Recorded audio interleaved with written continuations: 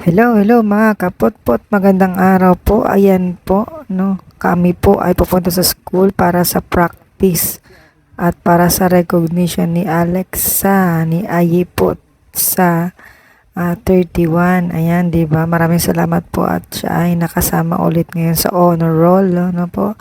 Dahil sa sipag at tiyaga niyan sa pag-aaral. Ayan po, sakay na po kami ng tricycle para diretso na po kami niyan sa school niya.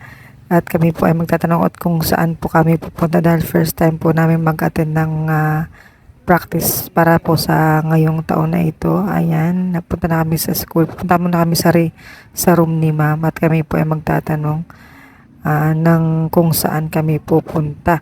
Ayan po, yun. Unfortunately, wala pa si ma'am doon at maaga pa nga.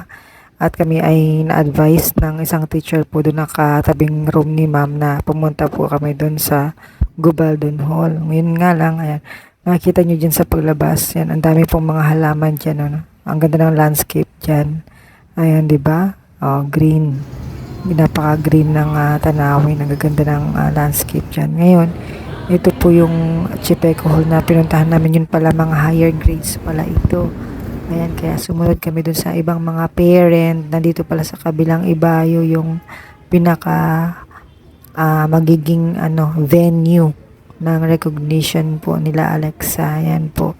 Yun pala ay nandun pa sa looban. Ayan, at kami po ay pipila per section po niyan. Syempre, mauna po yung mga higher section. Ayan, picture, video muna sa mga nakapila na mga parent. Ayan, maraming salamat po sa panonood. Please watch